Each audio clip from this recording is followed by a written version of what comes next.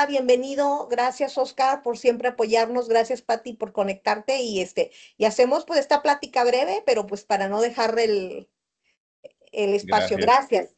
Gracias, Muchas no, gracias, gracias. Pati, y Celia también, y bueno, ambas Patis. Sí. Más que una masterclass, creo que esta se va a transformar en una, orientación uno a uno. Así es que, siendo tú el único público, Pati González, siéntete en toda la libertad de ser más, que lo podamos hacer más como una conversación. Claro.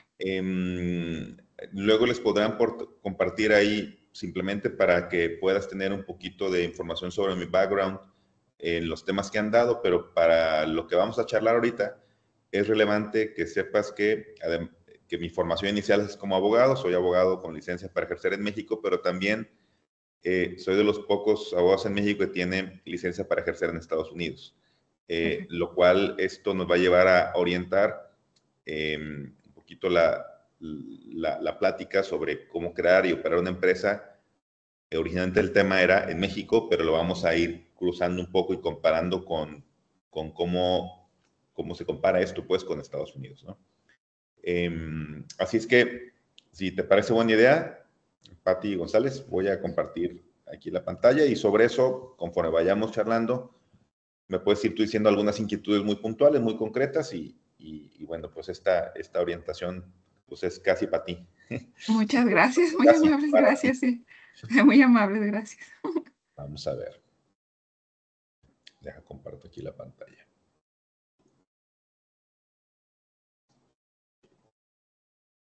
Y Oscar, ¿te encuentras en México? ¿Dónde estás? Sí, tenemos oficina en Ciudad de México y en Estados Unidos, aunque yo la mayor parte del tiempo estoy en Colima porque tengo aquí varios lazos familiares y profesionales y demás, y casi todo lo que hacemos es completamente remoto. Ok. Tanto con clientes en México, en Estados Unidos o de otras partes que atendemos. Perfecto. De hecho, hemos atendido a varios clientes en Monterrey también.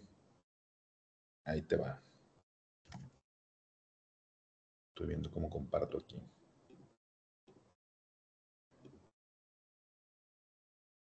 Ahí donde están los 3 puntitos, donde Ya. dice... Me dice si sale suficientemente bien, si no pongo pantalla completa. Supone que estoy compartiendo ahorita la Sí, pues si vista quieres de... ponle completa, a ver si se ve. Sí se ve. A ver si se... Sí. A ver, ahí va completa. ¿Se ve mejor ahí? Digo, sí la veo. Perfecto. Bueno, pues te voy platicando. Lo primero que probablemente es conveniente, y lo voy a tratar de hacer lo más ligero posible, lo más conveniente tener la diferencia, es un poco conceptualmente esta diferencia entre empresa y algunos términos probablemente un poquito más legales, ¿no? Empresa es un concepto más de carácter económico, Sí. un concepto que tiene que ver, aunque se utiliza coloquialmente casi de forma indistinta con lo que sería el término legal que se le da a ello en México, que es una sociedad mercantil, por ejemplo, ¿no? Que es una forma de operar un negocio, o como vamos a ver ahorita en Estados Unidos, que se llaman entidades de negocio, business entities. El concepto de empresa es un poquito más amplio, es una noción de carácter sobre todo económico y tiene que ver pues con toda organización, a veces conformada por una sola persona, a veces conformada por más de una persona, en la cual se busca producir bienes o servicios, con todos los factores de la producción que tú seguramente conoces y que nos los explicaron desde la prepa. Sí, sí. Si entramos, digamos, a cómo aborda el derecho a la forma en cómo se organizan las empresas, esto cambia de país a país, ¿no? Por ejemplo, en México se utiliza mucho la terminología de persona moral. No es muy común, por cierto, esta terminología fuera de México. En casi todos los demás países centroamericanos, sudamericanos, se le llama persona jurídica o corporación. Y se distingue eso de lo que en México llamamos persona física, que tampoco es una denominación muy común fuera de México. Se le llama simplemente un individuo o persona natural, que es como se le llama en muchos otros países. ¿Ok? Este es un concepto más de tipo contable fiscal, sobre todo. Sí. ¿no? Es decir, vamos a crear una persona moral, ese es el término que utiliza en México un contador normalmente, porque ya no queremos esas personas físicas. Es una distinción más de tipo contable, del tratamiento que le va a dar respecto a los impuestos, a que si es un individuo haciendo un negocio solo o ya creó una entidad, ¿no? Como vamos a ver ahorita. Desde el punto de vista jurídico, en México a esto se le llamarían sociedades mercantiles. Pero fíjate que el nombre cada vez más va presentando algunos problemas, algunos desafíos, Sí, porque conceptualmente sociedad implica que son dos o más personas. Y en efecto, en México hasta hace poco tenía como requisito que ser dos o más personas para crear una sociedad. El ejemplo más común, aunque hay muchos tipos de sociedades, es la sociedad anónima, por ejemplo, la SAPI, que estamos viendo, sociedad de responsabilidad limitada, hay muchos más. Pero como sabes muy bien, recientemente en México hay sociedades de una sola persona. Está la Sociedad por Acciones Simplificada, que es una figura que se creó hace unos 8 años, un poquito más, casi una década, que tristemente no se ha utilizado ni se le ha sacado tanto provecho como debió haber sido, porque es una figura que fue pensada para que fuera rápido, fácil y muy conveniente y todo completamente en línea, que no ocuparas a un notario ni un fedatario público, y que además pues fuera la única hasta este momento que podías crear con un solo socio. Desgraciadamente, por muchas razones que si quieres luego en una pregunta podemos detallar, pero no ha sido muy popular en México. Conste que en otros países sí hay una figura similar. En Colombia hay una figura similar, me parece que en Chile también, pero en México, por diversas razones, no ha sido muy popular. Pero conceptualmente este asunto de sociedad genera estos problemas, ¿no? Porque como sociedad con uno solo, pues, cuando hay uno solo, ¿no? Por eso creo que es conceptualmente mejor y me gusta a mí mucho más el término norteamericano de entidad de negocio. Ya sea que se conforme por una sola persona, que de hecho allá todas las entidades de negocio pueden ser una sola persona más. En México es la excepción, o business entities, ¿no?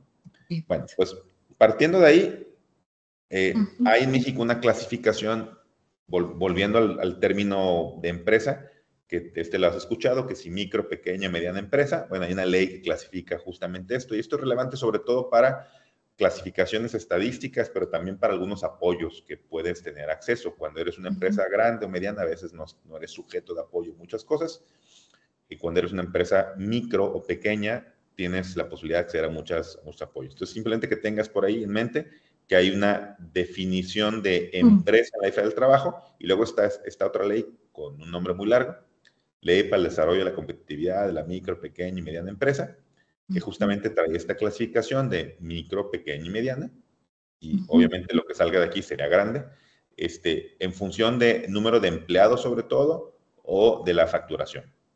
Y está segmentado que si es pues, una empresa dedicada al ramo industrial, comercial o de servicios, simplemente para que lo tengas por ahí en cuenta.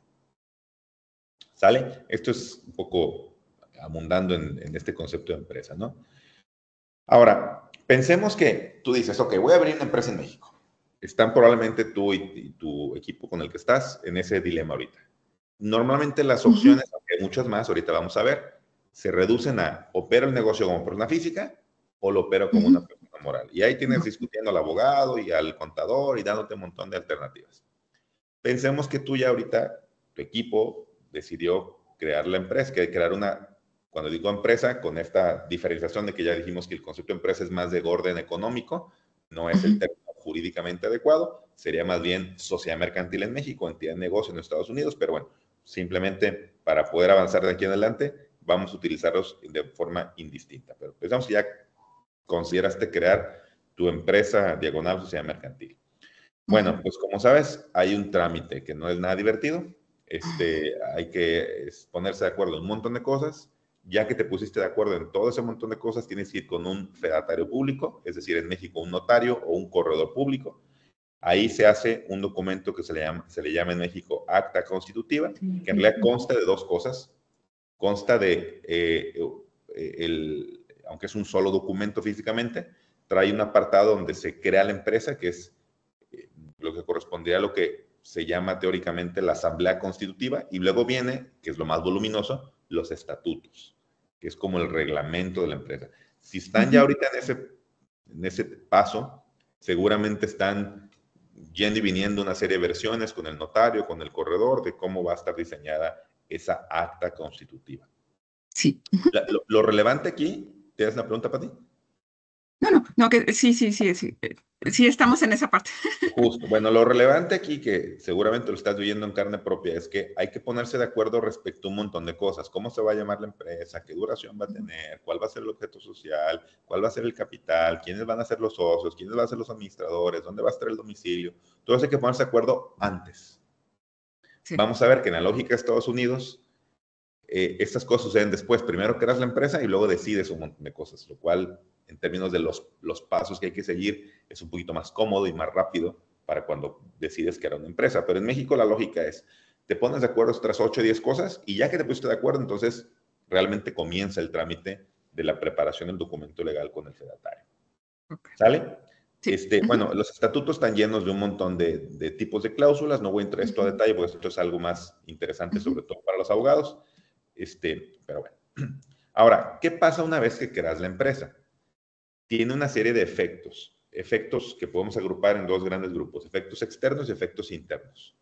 Hacia afuera, ¿qué efectos tiene eso? Bueno, el efecto principal que tiene es que se le da existencia a algo que en realidad no existe.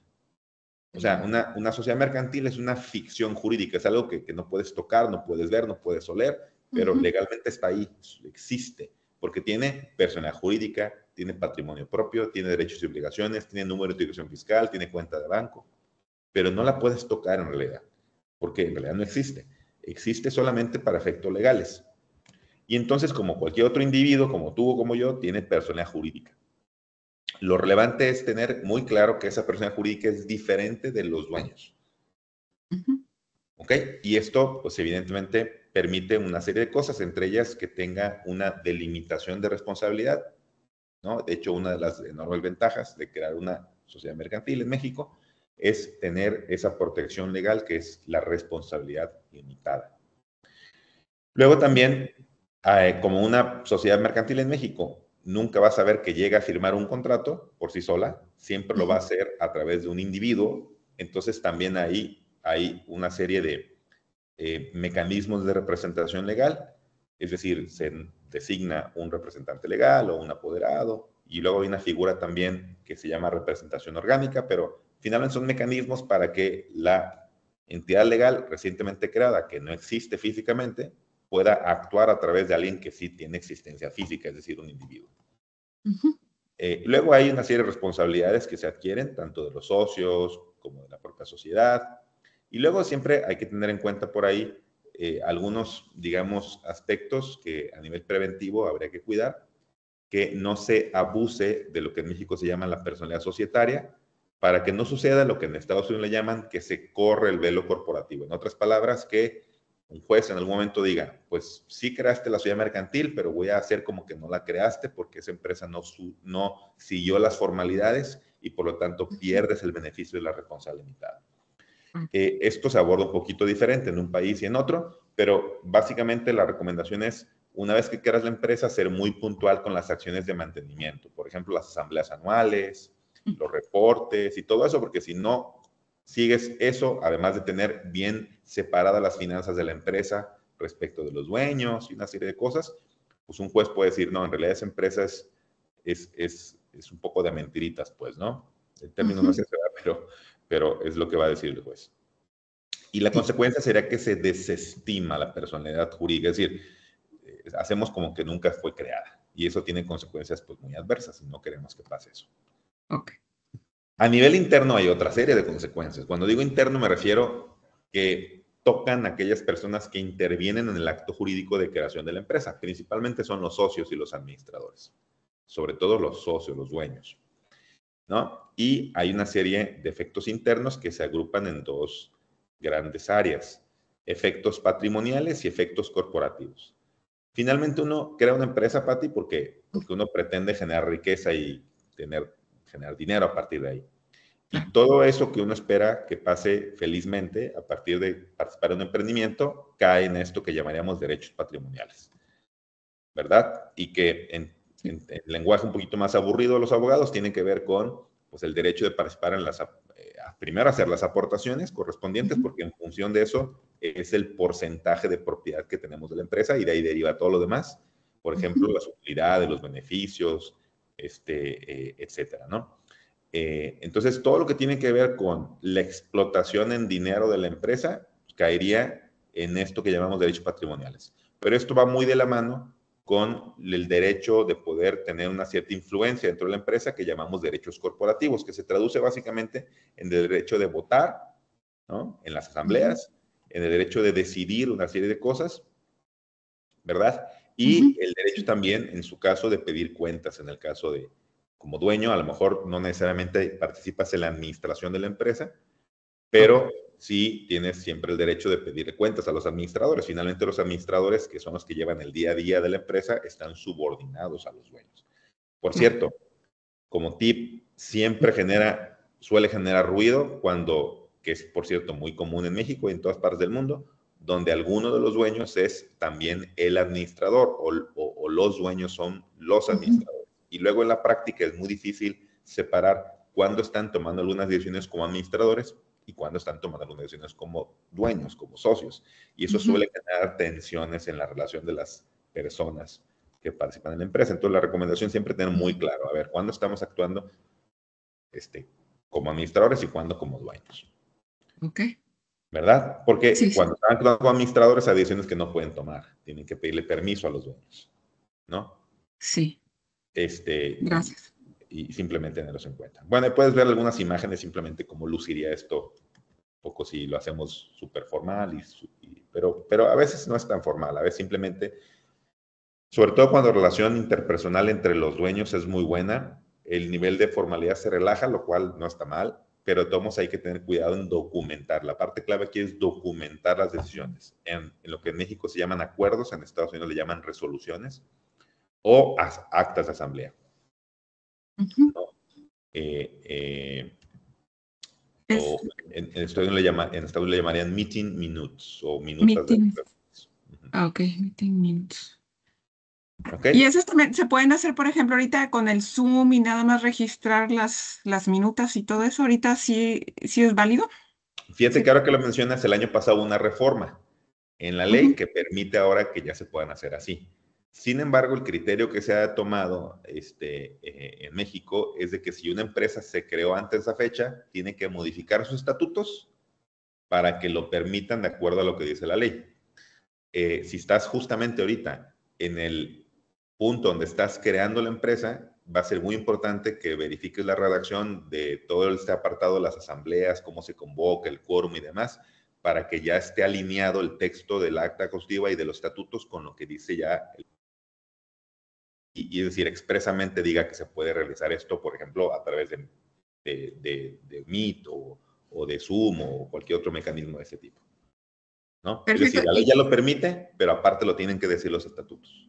Y todo eso se tiene que validar con un notario. O sea, bueno, cambio de estatutos creo que sí, pero o todo eso puede ser en la misma asamblea. Es que todo eso debería quedar en la acta constitutiva. Lo que ha pasado ahorita ya menos, pero lo que pasó el año pasado es que hubo el cambio en la ley, pero te imaginarás que muchos notarios a lo mejor deberían estar informados, súper informados del tema, pero desgraciadamente no siempre es así.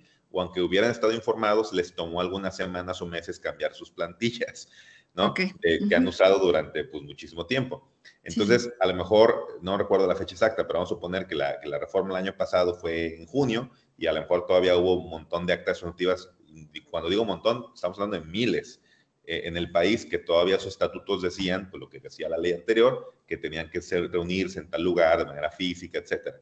Entonces, aun cuando a lo mejor la empresa se creó después de la modificación en la ley, pues tienes que también en los estatutos permitirlo, porque si no, entonces al rato te arriesgas a que si se toma alguna decisión de esa manera y los estatutos no lo contemplaban, pues que al rato se busque la nulidad de los acuerdos que se tomaron en la asamblea. Entonces, para evitar todo ese litigio tan complejo que pueda haber después, pues lo más fácil es simplemente asegurarte que la plantilla que vaya a usar, que se reduce finalmente eso, la plantilla que vaya a usar el notario, ya venga, ya contemple que se pueda hacer esto de manera electrónica, ¿no? Ah, gracias, sí. Perfecto, sí, porque en eso estamos. Entonces, para verificar bien ese punto.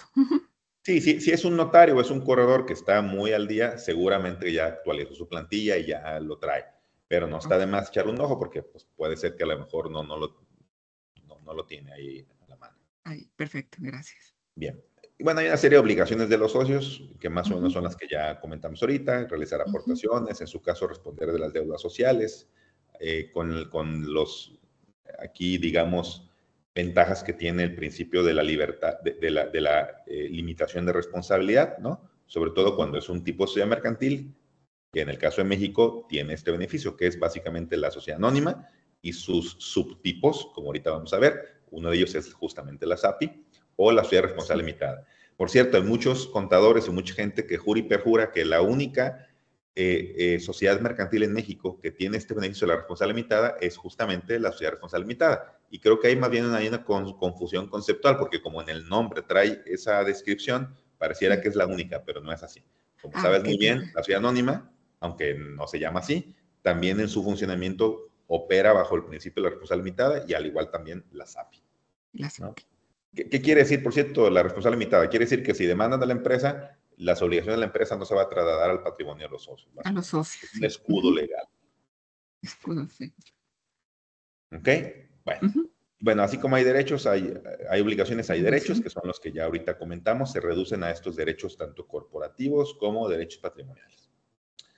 Bueno, pues es la parte más aburrida, vamos a la parte más interesante, que es este catálogo de empresas Ah, sí, que sí, hay en sí. México. Ujú, Ves unas siglas del lado izquierdo, tienen que ver con las siglas de la ley. Por ejemplo, hay una ley general de sociedades mercantiles. Uno pensaría como mexicano que todas las sociedades mercantiles están en la ley general de sociedades mercantiles.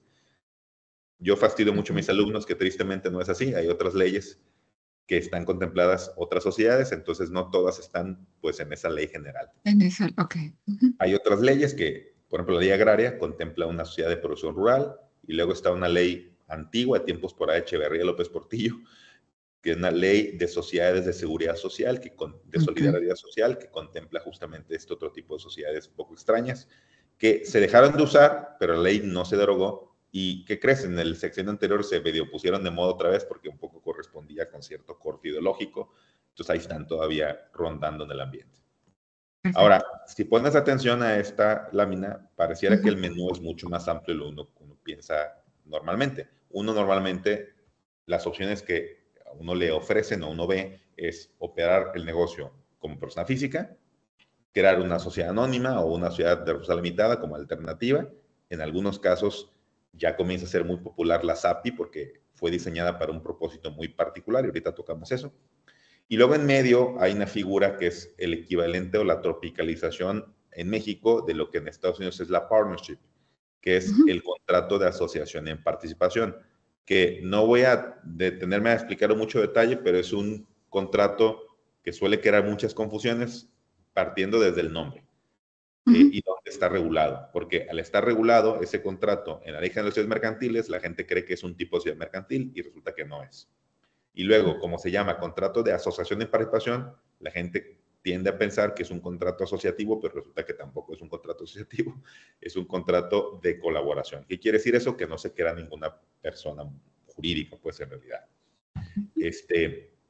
Y decía, una tropicalización de la partnership, no es exactamente igual, no funciona igual que la partnership, pero es, digamos, como en México se adaptó esta figura. Es un contrato muy interesante que tiene muchas ventajas, pero poco utilizado en México, precisamente porque su mayor ventaja es su mayor vulnerabilidad. Es un contrato muy flexible, sirve para muchas cosas, pero eso hace que muchos abogados y muchos contadores no lo entiendan. Pero Ok. bueno, es una alternativa muy interesante. Yo como lo explico es que este contrato es una muy buena alternativa como un documento transitorio que establece entre los dueños de un emprendimiento reglas del juego de manera provisional en lo que más adelante crean una empresa, ¿no? Ok. Entonces, por ejemplo, si hay un grupo de empresarios que dicen, ahorita por cualquier razón no es el mejor momento para crear una SAPI o una SA, la recomendación es, bueno, por lo menos celebren un contrato de asociación de participación, ¿no? Aunque sea por un tiempo y luego ya lo van a sustituir el acta constitutiva. El acta, ok. Pero como ves, hay más. Está la sociedad en nombre colectivo, la sociedad en comandita simple, además de la sociedad responsable limitada y anónima, Ujú. y la recientemente creada, bueno, recientemente ya casi una década, la SAS, que es la sociedad para acciones simplificada. Ah, ¿Okay? Que es esa que te digo que se crea en línea, se puede crear con un solo socio, ¿no? Okay. Y no se ocupa ir ante ningún notario ni corredor. Perfecto. Sin embargo, y yo sé que se está grabando, espero no decir una cosa inapropiada, pero en el sexenio anterior en yo siempre he creído, se los explico a mis alumnos, que hay una persona contratada en la Secretaría de Economía que todos los días se levanta diciendo, ¿cómo vamos a hacer más difícil y más complicado el uso de la página para crear SaaS? Porque, o sea, lejos de mejorarla, cada vez es más complicada y es justo una de las razones por las cuales la gente se ha desincentivado a optar por crear una SaaS que en principio creo que era una magnífica idea.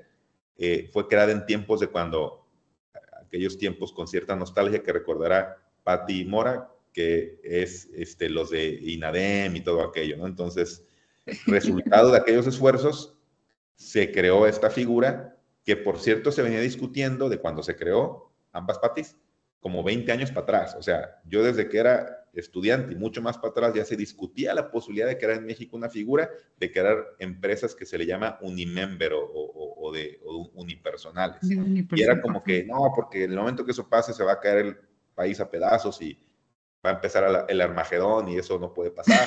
Finalmente se creó esa figura. Desde hace casi 8 años o más se pueden crear empresas con un solo socio y encima de eso sin tener que acudir ante fedatario y no pasó absolutamente nada. Tristemente nos han utilizado tanto en México, pero ahí están. Perfecto. Pero Oye, como ves, ¿sí?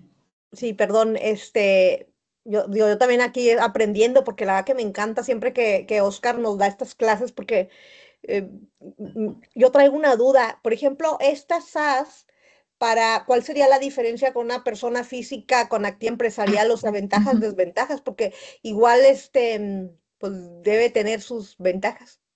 Sí, hay muchísima diferencia. La diferencia es que el negocio ya no eres tú como individuo. O sea, por ejemplo, ponte que tú quieres crear un negocio y dices, voy a optar por una SAS. La SAS tiene personalidad jurídica, tiene su propio patrimonio, tiene este beneficio del escudo legal de la responsabilidad limitada, su propia cuenta de banco, su propio número de identificación fiscal, sus propios derechos y obligaciones. O sea, el negocio para todo efecto legal no es de Pati, es de esta SAS. Lo que pasa es de que a nivel operativo, el único dueño es Pati, la única administradora es Pati, la que toma todas las decisiones es Pati, ¿no? Y esto es justamente el conflicto que tenían muchos abogados históricamente y muchos notarios, porque ¿cómo va a ser posible? Se va a prestar a un montón de fraudes. Y lo que hemos visto en estos 8 años que está creada la SAS es que en realidad no ha sucedido eso. O sea, el índice de fraudes que hay en la SAS son el mismo índice de fraudes que hay en la SAS y en la SAPI, en la SDRL, en la SA. O sea, es decir, vamos, no se ha disparado el número de fraudes simplemente porque existe una figura que puede crearse con un solo socio, pues no ha pasado eso. Ya, ok, gracias. Sí, yo también aquí voy a estar pidiendo mi asesoría personalizada. Ahora, pero están viendo A aquí mí la me presentación con el menú y creen que es mucho más amplio el que pensaban. Ahora fíjense bien, pongan atención, porque este es el menú ampliado. Es decir, los que ven ustedes del lado izquierdo son los tipos de sociedades mercantiles que hay en México. Como decíamos, la mayoría están en la lista de sociedades mercantiles, pero luego hay otras en otras 2 leyes por acá medio perdidas. Pero luego hay muchos subtipos de estas sociedades. Por ejemplo, la sociedad responsable limitada tiene muchos subtipos. Está, por ejemplo, una ley creada por allá en los 80s finales, cuando México estaba a punto de entrar al GATT, por cierto. Olvidemos que todavía del Tratado de Libre Comercio y demás, no había eso todavía. Pero es una ley con un nombre muy largo. En aquella época les encantaban los nombres así rimbombantes y largos. Por cierto, está volviéndose a moda últimamente, pero esta es la Ley Federal del Fomento a la Microindustria y las Actividades Artesanales. Y en esta hay 2 tipos de sociedades mercantiles que muy poca gente conoce, pero están ahí desde los 80s, o sea, tienen casi 40 años ahí. Y es la Sociedad de Responsabilidad Limitada Microindustrial y la Sociedad de Responsabilidad Limitada de Producción Artesanal. Estas tienen el enorme mérito de ser las primeras sociedades mercantiles que se pudieron crear en México, estamos hablando del 88, sin necesidad de acudir ante un fedatario público. Es un trámite que uno hace directamente en lo que era SECOFI antes, ahora Secretaría de Economía, y uno simplemente llena un formulario y se crean las empresas. A mí me llama mucho la atención que mucha gente que trabaja en la Secretaría de Economía ni siquiera las conoce, pero esta sigue existiendo, se utiliza muy poco también. Si ustedes ven aquí hay un patrón en contra de las SAS y en contra de estas sociedades de responsabilidad limitada microindustrial artesanal. Y yo sé que se está grabando, discúlpenme por decir cosas políticamente a veces no tan correctas, Pero yo tengo la teoría de que buena parte de la comunidad, digamos, de los fedatarios, por no decir los notarios públicos, en buena medida han hecho una campaña muy exitosa en contra de estas figuras que las perciben como una amenaza a los servicios que ellos prestan, ¿no? Pero vemos un patrón muy claro desde los 80s y de manera más reciente, donde unas figuras que están creadas precisamente como una alternativa para que no tengas que ir ante el notario. ¿Y por qué no quisieras ir ante el notario? Porque es un trámite que normalmente es muy engorroso, tardado y caro.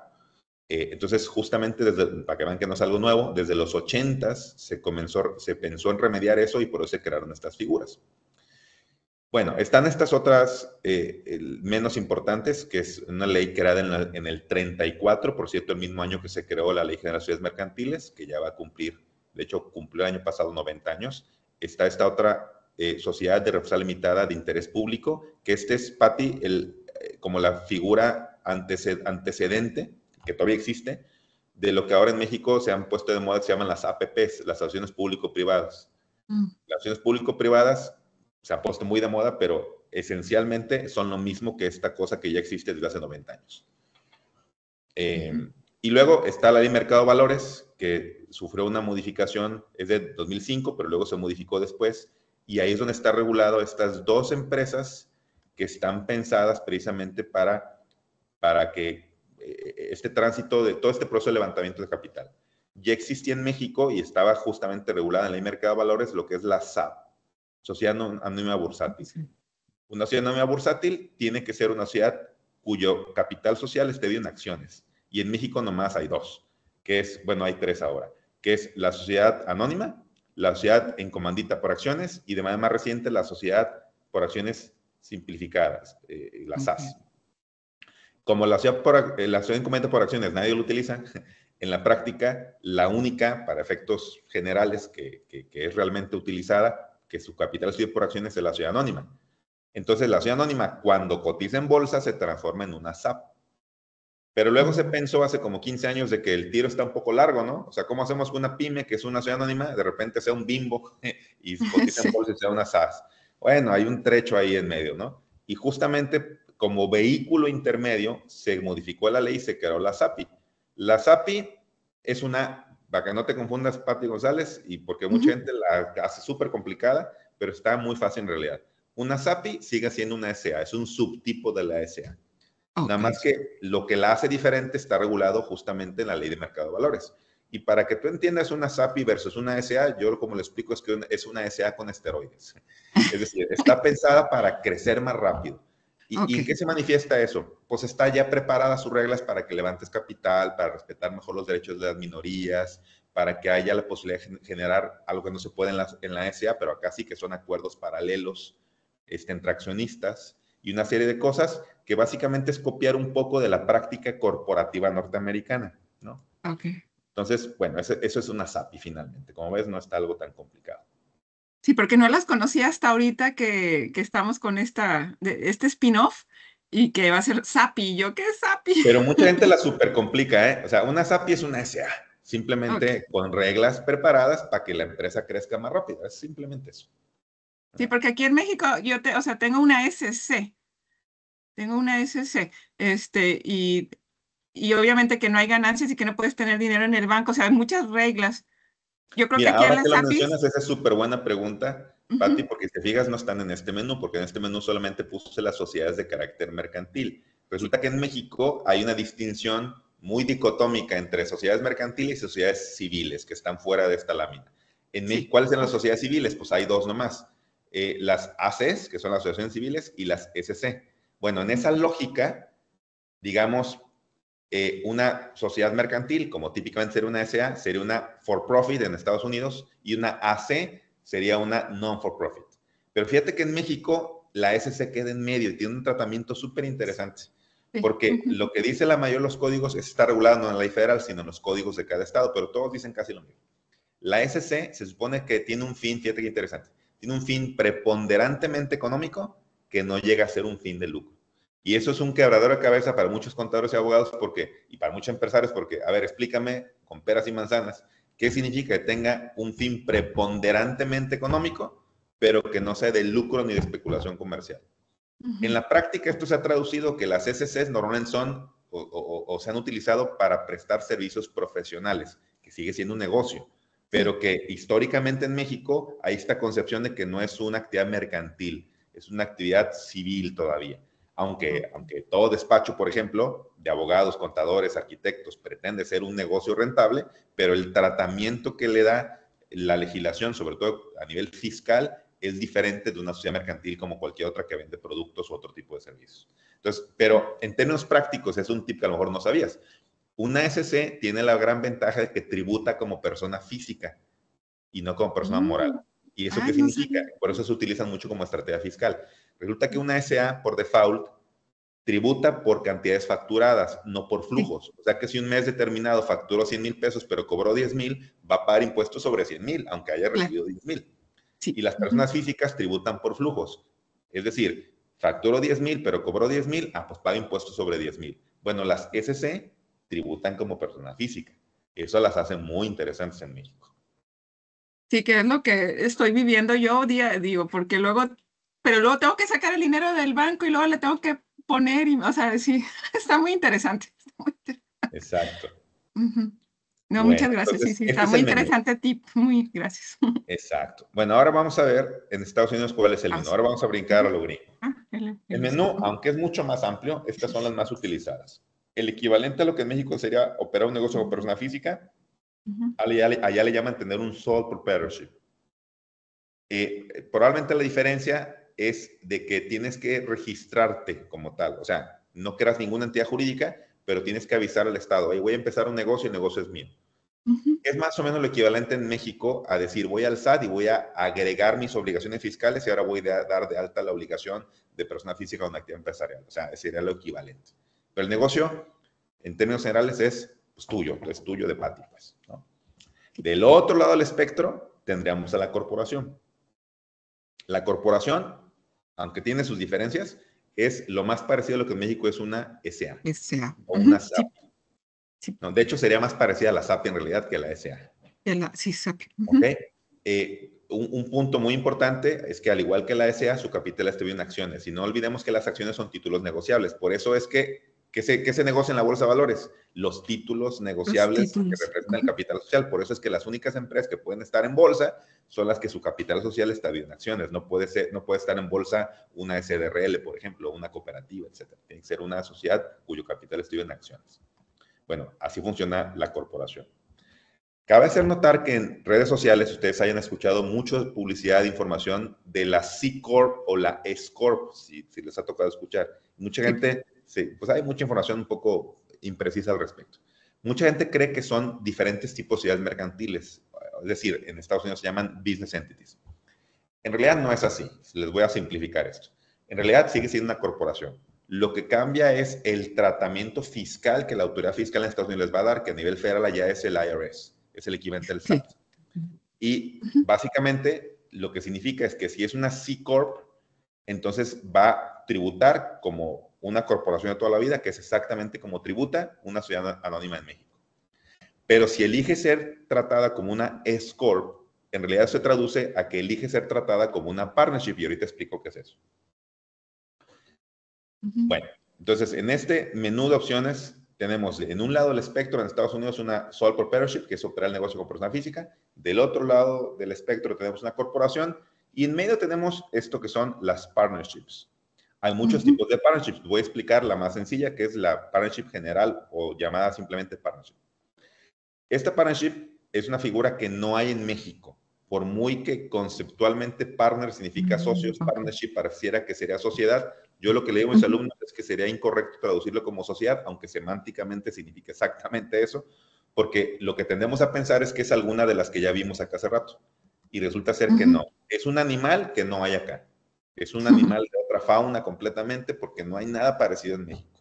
Lo más parecido, pero no es igual, es esto que yo referí hace rato, que es el contrato de asociación y participación, pero no funciona igual. ¿Qué características tiene la partnership? ¿Por qué es tan especial? Porque es una figura que existe para fines corporativos, de acuerdo al derecho norteamericano, pero fíjate qué interesante, fíjense, Patis, es una figura que no existe para fines fiscales, y eso hace que mucha gente no la entienda, sobre todo en México. porque en México sería un disparate, es decir, ¿cómo puede existir algo para fines corporativos pero no existir para fines fiscales? Si existe para fines corporativos porque tiene persona jurídica, y si tiene persona jurídica tendrá su responsabilidad de pagar impuestos, ¿no? Bueno, la lógica y la ley en México nos dice eso exactamente, pero en Estados Unidos no dice eso. En Estados Unidos una partnership existe para fines corporativos, lo que quiere decir que tiene su propia personalidad, tiene su cuenta de banco, su número de utilización fiscal, todo, pero nunca va a pagar impuestos. Entonces dirás, ¿cómo está eso? Bueno, quiere decir que todo lo que venda a través de una partnership nunca voy a pagar impuestos. No, la partnership nunca va a pagar impuestos. Pero aquí se da un mecanismo que justamente es lo que no hay en México, que es una entidad considerada pass-through entity o una entidad, una disregarded entity. Eso quiere decir en números que es una partnership, facturó $100,000, gastó 90 y tiene $10,000 de utilidad. Esos $10,000 de utilidad automáticamente van a pasar al partner y el partner los va a acumular a sus ingresos y él es el que va a hacer su declaración de impuestos. Son dos partners, pues lo mismo, se van a dividir los 10,000 en partes iguales, pensemos, 5,000 y 5,000, y los van a acumular y ellos harán su declaración de impuestos. Pero se evitan toda esta parte de hacer una asamblea para que pague sus impuestos la partnership y luego hacer reparto de dividendos y hacer lo que se llama en Estados Unidos esta doble tributación o doble pago de impuestos. Por eso es que la partnership históricamente había sido una figura muy popular, sobre todo en negocios pequeños. Pero la partnership, como regla general, no tiene el beneficio de la responsabilidad limitada. O sea que un negocio, conforme comienza a crecer, no es una buena idea que continúe siendo una partnership, porque tienes más riesgo de que te demanden, simplemente. Ahora, hay otra serie de, como ven aquí, de otros tipos de partnership, pero esas normalmente, si les suena familiar, es la manera como se constituyen muchos despachos en Estados Unidos. Pero normalmente los negocios no eran limited partnership, que no voy a explicar su funcionamiento, pero por el puro nombre se darán cuenta que tiene algún esquema de limitación de responsabilidad. Pero resulta que hace relativamente poco en Estados Unidos se creó esta figura de la LLC, que ahorita hay una explosión en redes y por todos lados te la ofrecen, porque es una cosa muy útil. ¿Y qué es una LLC? Simplificando esto que puede ser muy complejo, básicamente piensan que es un híbrido entre una corporación y una partnership. ¿En qué es similar a la corporación? Que es una figura que haces un trámite para crearla. Una vez que la creas, tiene personalidad jurídica propia, tiene limitación de responsabilidad, lo que quiere decir que tienes el escudo legal, al igual que una corporación, pero nunca paga impuestos como una partnership. Lo cual permite hacer un montón de estrategias fiscales súper interesantes. Súper interesantes que ahorita voy a explicar con un poquito más de detalle. ¿Ok? Simplemente para que esto haga sentido y lo podamos asimilar a cómo funciona la cosa en México, ¿no? Por ejemplo, al igual que en México, también hay diferentes órganos de gobierno, digamos, en Estados Unidos. En México, por ejemplo, una SAPI, una SA, el órgano máximo es la Asamblea de Accionistas. Son los meros dueños, son los que mandan, están encima de todo. Pero es un órgano que no es permanente, se reúne, si bien nos va una vez al año, 2 veces al año y ya está. El resto del tiempo no están, ¿no? Luego, debajo de estos, ¿quiénes están? Está el Consejo de Administración, si son varios o si es uno solo administrador único. Este es el que lleva el día a día de la empresa. Los problemas suelen suceder cuando uno de los dueños es administrador y él cree, por el ser dueño también, que puede tomar decisiones como dueño, pero en realidad no puede. Tiene que pedirle permiso a los demás dueños. Y luego eso genera muchas tensiones ahí. Es que yo también soy dueño. Pues sí, papá, pero aquí estás ahorita en el rol de administrador y nos tienes que pedir permiso a los demás dueños, te guste o no. Y luego debajo de esto están los directores, que es ya el staff de la gente que contrata, y de ahí para abajo, pues la estructura que tenga la empresa con el nombre que se le ocurra, jefes, supervisores, etcétera, ¿no? Bueno, y luego a nivel de documentos constitutivos, ya decíamos hace rato que está esta acta constitutiva, que es un documento que si les ha tocado ver algunas, son así de gruesos y trae un montón de cosas, ¿no? Que en realidad son varias cosas ahí mismo. Esto, ¿cómo sería más o menos lo mismo en Estados Unidos, no? Lo que son la asamblea de accionistas son las reuniones de accionistas, se llaman, que es lo mismo, shareholders meeting. Luego, aquí hay un poquito de, por eso los puse aquí a un lado de otro, para que no haya un problema conceptual. Al nivel siguiente, que en México son los administradores, en Estados Unidos están los directors, y entonces ahí entra el board of directors.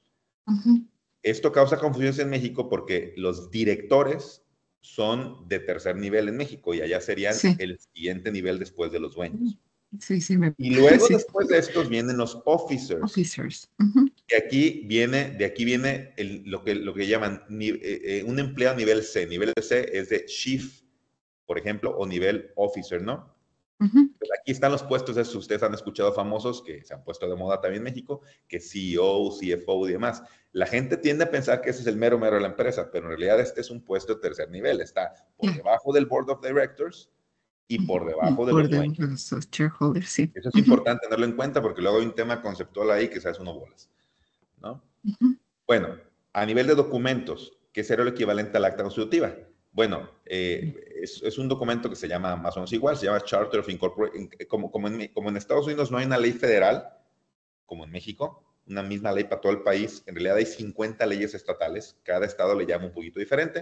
En algunos estados se llama Charter of Incorporation o Certificate of Incorporation o Certificate of Creation, cambia un poquito el nombre, pero es un documento que, a diferencia de México, es una hoja, una hojita, así en PDF, ese es el documento y ya está, ¿no? Y normalmente va acompañado de otro documento que son 1 o 2 hojas más, que es básicamente como el formulario que tú llenaste, donde vienen los datos de, pues, lo básico, ¿no? Cómo se va a llevar la empresa, quién es el administrador, los administradores, el domicilio, a qué se va a dedicar. Por ejemplo, en el tema de qué se dedicar, que es el objeto social, cuando les explico esto a los clientes o a la gente en México, no me la cree, porque ya saben que se ha hecho muy complejo en México todo el asunto de diseñar el objeto social, sobre todo después de una reforma que hubo en 2021 a la ley del trabajo, donde ahora resulta que si tú subcontratas a una persona que se dedica a una empresa que se dedica a lo mismo que tú, tomando como base tu objeto social, incurres en subcontratación indebida y hasta puede constituir un delito fiscal, con todo lo que implica que ahora es un delito grave, que vas a parar al bote, en lo que averiguan, pues, qué fue lo que pasó. O sea, así de grave eso se ha vuelto. Eso ha obligado que ahora se vuelva más tortuoso el trámite justamente en el punto donde estás, con la notaría, porque se requiere casi un diplomado para diseñar tu objeto social, porque tiene que ser tan amplio como sea posible, pero no tanto que el rato incurras en subcontratación indebida. O sea, es algo muy complejo incluso de explicar.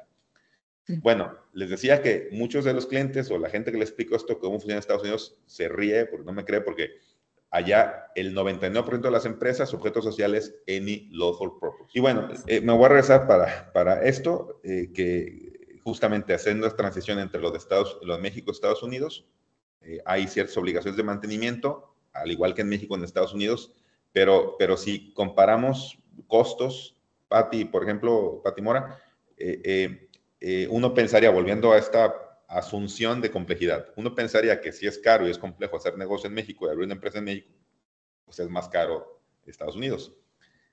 Tan solo tomando el costo de vida, el ingreso per cápita y lo que me digas. Desgraciadamente no es así. Es más fácil y más rápido y más barato abrir una empresa en Estados Unidos y es más fácil y más barato mantenerla. ¿Qué significa mantenerla? Los costos de todo lo que implica la contabilidad, los costos de todo lo que implica los reportes anuales, tanto fiscales como corporativos, son más baratos y más fáciles de hacer allá que acá. Entonces, digamos que el cost of doing business, desde el inicio y la operación, hemos llegado al punto donde es mucho más alto en México, o por lo menos igual que en Estados Unidos, sin las ventajas que tiene allá. Y no hemos hablado del tema de impuestos, porque, vamos a ver, vimos todo este asunto de cómo la LS no paga impuestos en Estados Unidos. Pero vamos a poner que vamos en el escenario donde sí hay que pagar impuestos. Ya sea porque tienes una corporación allá o porque la LLC está conformada por un miembro que es residente para efectos fiscales en Estados Unidos y tiene que pagar allá. Perfecto.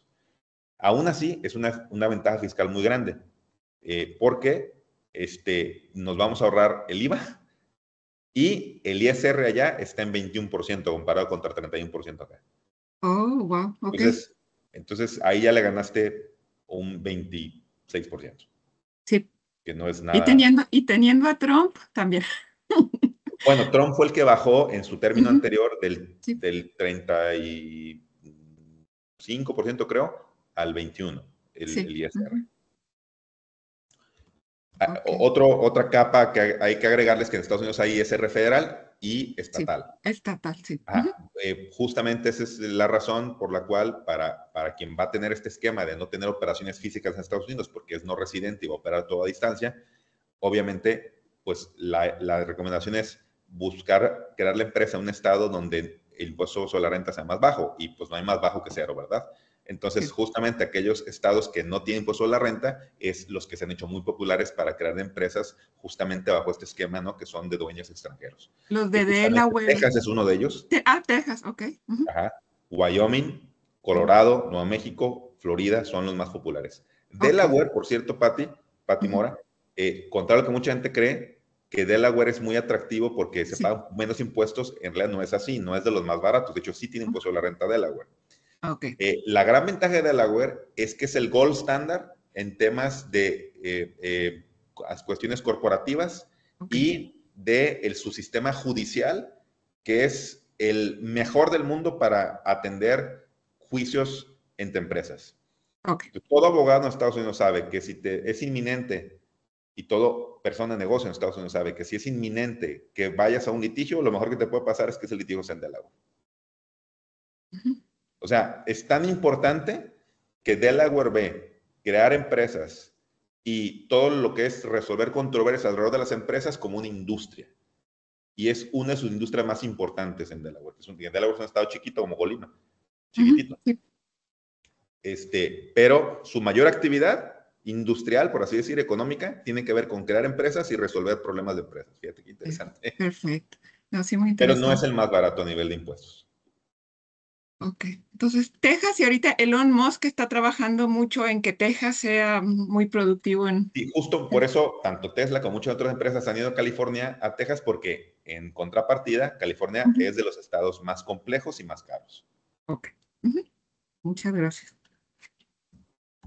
Bueno, pues justamente, ya para ir cerrando, Ujú, todo esto tiene una estrategia, es decir, cuando me refiero a esta estrategia es cómo aprovechar y cómo apalancar, cómo optimizar, poder hacer la palabra, tu operación física en México con tu diseño corporativo fiscal México-Estados Unidos, con todos estos elementos estamos hablando de la LLC, la corporación, la empresa en México, etcétera, etcétera.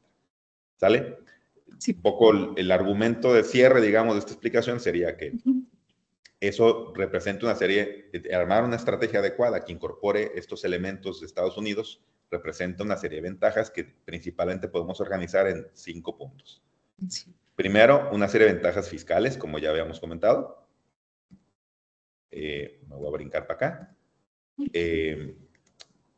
A ver, perdóname. Bueno, aquí las tengo acomodadas un poquito diferente, pero a ver, para no perderme la explicación. De una serie de ventajas fiscales. Lo que yo siempre les recomiendo a mis clientes es que antes de pensar en las ventajas fiscales, que vean que intrínsecamente el abrir una empresa en Estados Unidos tiene una serie de ventajas comerciales. Ujú, Y quiero ser muy claro en esto, porque cuando la gente pondera demasiado las ventajas fiscales, luego es muy fácil que al contador mexicano o al abogado mexicano se le ocurran cosas demasiado esotéricas que rayan ya en una planeación fiscal que puede ser indebida. ujú, Entonces, como no queremos caer en eso ni en México ni en Estados Unidos, lo que yo siempre recomiendo es que el abrir la empresa en Estados Unidos, ya sea en Texas o en cualquier otro lugar, tiene que hacer sentido en lo comercial. Si claramente no hace sentido en lo comercial, yo me la pensaría, pues, ok, si realmente conviene abrirla, pues, ¿no? Ahora, tú que ya abriste tu empresa ya, probablemente sepas muy bien a lo que me refiero. El simple hecho de tener la empresa allá y poder dar invoices allá, te ponen un plano diferente con tus clientes fuera de México. claro. Pareciera que no es así, pero hace toda la diferencia. Entonces, eso ya en sí es una ventaja. Y viendo Estados Unidos como mercado interno, pues bueno, no los voy a aburrir con los datos, porque ustedes los conocen muy bien, pues hay un montón de empresas, de las cuales hay cerca de 60 millones de mexicanos, tiene un crecimiento poblacional muy grande, es decir, contra otros segmentos poblacionales, los hispanos y para los mexicanos siguen teniendo muchos hijos. Eso quiere decir que proporcionalmente va a haber más en el tejido demográfico norteamericano. De esos depende la estadística que agarres porque hay una enorme variación. Entre 30 y 40 millones son mexicanos, que es algo Mm, así como una 25-30% de los mexicanos que hay de este lado de la frontera, pero que producen más que todo lo que producimos de este lado. O sea, los 30 y tantos millones de allá producen más que los 120 millones de acá. Y tienen un spending power de más de 1 trillón en inglés, en español más de 1 billón más de $1 billón sería en español, en inglés trillion, que es mucho dinero. Es decir, en general son muy, muy gastalones. En general los hispanos allá son muy gastalones en muchos aspectos. Entonces, bueno, entonces son datos comerciales, demográficos súper interesantes. Luego vayamos ahora hacia lo fiscal, ¿no? Como ya decíamos y adelantamos, pues, pues si está bien diseñada la estructura, nos vamos a evitar pagar el IVA en la mayoría de los casos, lo cual nos vuelve más competitivos. Si implica, después de todo lo que ya expliqué, pagar ISR en Estados Unidos, aún así el ISR en Estados Unidos es más bajo, si escogemos el estado adecuado, obviamente, porque si no, a ese 21 habrá que sumarle el impuesto a la renta local. Luego, lo que llamaremos el costo de cumplir, de todo el compliance que se llama ahora en México, que se ha puesto muy de moda justo por lo complicado que es cumplir la norma en México. O sea, no debería ser un tema que sea fácil cumplir la norma en México, ¿no? Ahora se ha vuelto toda una industria, un negocio de consultores que, o sea, ocupas pagar 1 o 2 consultores nomás para estar cumpliendo con la ley. O sea, imagínate lo complicado que se ha vuelto en México. No quiere decir que en Estados Unidos no lo haya, pero suele ser un costo más bajo. A pesar de que el costo por hora de un abogado, un contador, es mucho más alto allá que acá, básicamente se traduce en que ocupas menos tiempo el abogado y menos tiempo el contador para cumplir con la norma. Vas a ocupar mucho al contador y al abogado si metes en problemas, pero para estar cumpliendo con tu desarrollo normal del negocio, no vas a ocupar tanto. Sí. Y esto de acá abajo es lo que ya hemos comentado, ¿no? Que si tienes un United States Trade or Business, entonces caerías en esto de Effectively Connected Income, es decir, que si tienes una presencia o una actividad física en Estados Unidos, entonces tendrás un ingreso que deriva de esas fuentes y por lo tanto sí tendrás que pagar impuestos. Obviamente la estrategia es, si es conveniente para el caso particular, evitar caer ahí para no pagar impuestos en Estados Unidos. Pero en algunos casos, muchos clientes míos en México dicen, prefiero pagar impuestos allá que acá, por un montón de razones. Sí. Pero bueno, como les digo, eso ya será un análisis caso por caso. Pero lo interesante es tener la flexibilidad. Fíjate qué padre, ¿no? Tener la flexibilidad de colocarte en los supuestos para decir, pago impuestos allá o no lo pago, simplemente por un tema de elección y no porque no tienes otra opción, ¿no? Yo lo que como se lo explico a muchos clientes es, velo como una alternativa. Piensa que tienes tu empresa bien en Monterrey, en Guadalajara, en Tijuana, funciona perfectamente bien, eres muy cuidadoso, cumples con la norma, eres un ciudadano bien portado, pero un funcionario del SAT cree que no es así, te cancela los sellos, no puedes emitir facturas y en lo que aclaras se te fueron 6 meses. Claro, sí. Destrozó la empresa. Destrozó la empresa, sí, totalmente. Entonces, el tener una entidad de negocio en Estados Unidos te permite que sigas jalando, que sigas teniendo flujos y sigas operando. Y si un día le pasa algo a la empresa aquí, pues que se la lleve el tren, ¿verdad? ¿Por qué? Porque tus activos están a salvo y tu flujo efectivo está a salvo. Sí, ahorita sí, mi cerebro está viendo estrategias. Muy interesante. Bueno, además de fiscal, es una estrategia patrimonial. ¿Qué significa eso? Para proteger tus activos. Lo más obvio es dejar tus utilidades allá o dejar algunos activos estratégicos como las patentes, las marcas registradas, ya sea en Estados Unidos o en México o en cualquier otra parte del mundo, propiedad de la empresa norteamericana, en algunos casos conveniente, en algunos casos no. Y obviamente, pues activos financieros.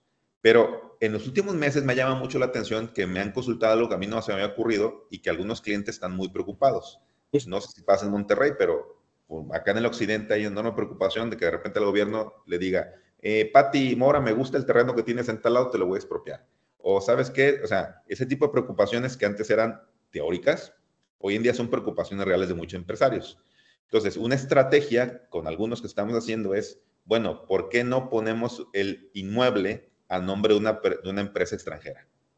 Y eso ya de entrada hace más complicado expropiar y si se meten en el tema de querer expropiar a algún gobierno municipal o estatal o federal, activa un capítulo del Tratado de Libre Comercio de controversias entre inversionistas, aunque el dueño es mexicano, la empresa es norteamericana, y se activa esto, y eso hace que tenga un efecto inhibitorio. Porque claro, ya que analiza el jurídico del Estado, por ejemplo, de Nuevo León, por poner un ejemplo hipotético, que al expropiar el terreno de Pati Mora o de Pati González tiene que hacer todo esto, y al lado está el terreno de otro pobre angelito que no está cubierto de esa manera, pues a lo mejor dicen, mira, dejamos en paz a Pati y nos vamos contra el de al lado. Entonces, eso está convirtiéndose en una gran estrategia, inclusive en las zonas restringidas. Como saben ustedes, hay una zona restringida de 100 kilómetros en la frontera y 50 kilómetros en las costas. Y mucha gente cree que los extranjeros no pueden tener inmuebles ahí, pero ¿qué creen? Sí se pueden. Sí se puede siempre y cuando no sean para casa habitación. Entonces dirán, a ver, explícame esto. Sí, o sea que si compro una casa de interés social en Tampico, que está en esa zona, hasta donde entiendo, porque es puerto y porque está cerca de 100 kilómetros de la frontera, entonces no puede ser propiedad de una persona extranjera, de una LLC, en efecto no se puede. Pero si compro una maquiladora o compro un hotel, ¿sí puedo? Sí, ahí sí se puede. Entonces, la estrategia que está haciendo muchos norteamericanos, sobre todo en la Riviera Maya, es, quiero comprar un departamento, un condominio, pero no va a ser mi casa, va a ser un negocio, va a ser un Airbnb, ¿verdad? Y eso es mucho más barato que un fideicomiso, que por cierto es extraordinariamente caro y complejo en México. Te sale más barato ponerlo a nombre de la LLC, de Texas o de Delaware o de Wyoming, no sabrá Dios dónde, ¿verdad? Y simplemente pues se configura de manera que va a ser un negocio. Y a lo mejor, de hecho, lo va a hacer, ¿no? A lo mejor Tomos pretendía ponerlo en Airbnb las semanas que no estuviera utilizando el departamento. Pero esto aplica más claramente para propiedades de tipo comercial o industrial, ¿no? Es una estrategia patrimonial también. Y bueno, finalmente migratorio.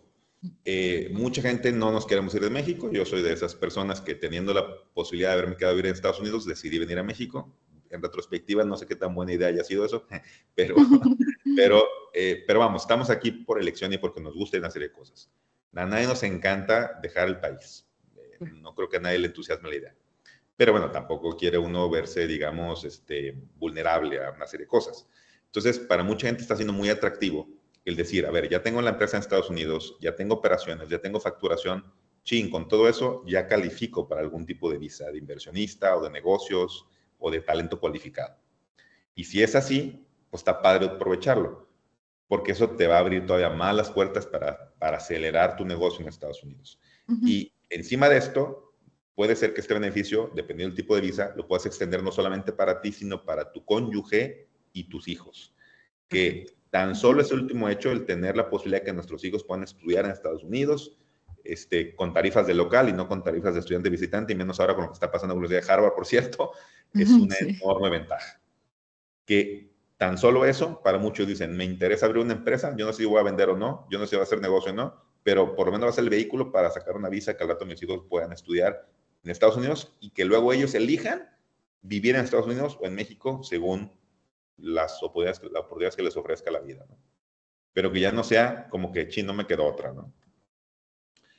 Y bueno, pues esa es otra alternativa ahí, ¿no? Y finalmente, pues esto también obliga a que, como vas a estar operando una empresa en forma remota, sí o sí vas a tener que afinar tus habilidades de transformación digital y de trabajo remoto, porque pues no te va a caer de otra simplemente.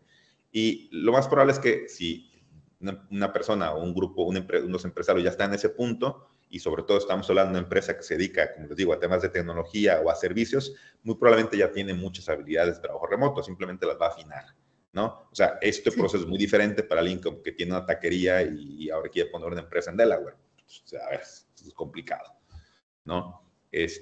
O incluso una persona que dice, soy muy exitoso, tengo una taquería muy exitosa y quiero poner una taquería en Las Vegas. Ah, pues tendrás que abrir tu LLC o tu corporación en Nevada, pues porque ahí va a estar tu negocio y tú vas a tener ahí sí una presencia física y no te sirve nada una empresa en Delaware o en Wyoming porque la taquería va a estar en Nevada, ¿no? Pero bueno, en la mayoría de los casos va a ayudar a mejorar todo esto. Y bueno, pues yo con esto termino. Ahí están mis datos. Sí, voy a anotar. Y bueno, espero que haya sido de utilidad, mis queridas. No, muchísimas gracias.